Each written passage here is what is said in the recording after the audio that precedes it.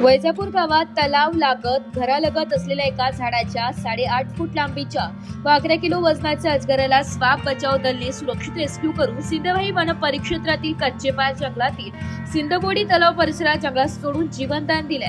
सविस्तर वृत्त असं की वैजापूर गावात तलाव लागत घरालगत असलेल्या एका झाडाच्या 8.5 फूट लांबीचा अजगर साप असल्याने लोकांच्या निदर्शनास येताच त्यांनी संस्थेचे बचाव दल प्रमुख जीवेश सयाम यांना याबाबत माहिती दिली।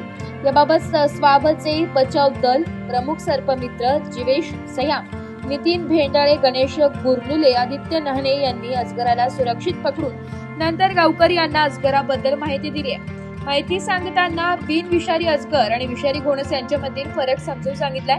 गावालगत तलाव परिसर आणि जंगल असल्याने हा साप स्वतःला सुरक्षित ठेवण्याकरिता झाडाच्या ढोलेमध्ये शांतपणे विसावा घेतात आणि अजगर साप हा घोणस प्रमाणेच थोड्याफार प्रमाणात दिसतात असल्यामुळे बहुतांश लोक त्याला विषारी घोणस समजून मारून टाकतात। यामुळे सापांची संख्या मोठ्या प्रमाणात कमी झाली आहे। आता अजगर हा संरक्षित प्राणी असून तो शेड्यूल 1 मध्ये येत असल्याने त्याला वाचवणे गरजेचे आहे। त्यामुळे अजगराला मारणे चुकीचे आहे। तो अत्यंत कमी संख्येत असल्यामुळे असा कुठलाही साप दिसला तर वन विभागाला किंवा आम्हाला कळवा, मारू नका किंवा स्वतः पकडण्याचा प्रयत्न करू नका, असे गावकऱ्यांना स्वाप संस्थेचे बचाव दल प्रमुख सर्पमित्र जीवेश सयाम यांनी सांगितले।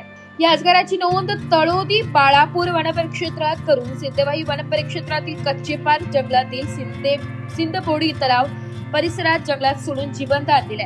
यावेळी वन रक्षक ऋषी जावाडे, स्वाप संस्थेचे बचाव दल प्रमुख सर्पमित्र जीवेश सयाम व अध्यक्ष यश कायरकर, शिक्षण विभाग प्रमुख नितीन भेंडाळे, संस्थेचे पदाधिकारी सर्पमित्र गणेश गुरनुले, आदित्य नहाणे, शिवम निकेशर उपस्थित होते। थंडीच्या दिवसात ऊब घेण्याकरिता घोणसारखे साप बाहेर पडून रस्त्यावर मोकळ्या जागेत व घराच्या आसपास येताच सावधानता बाळगावी।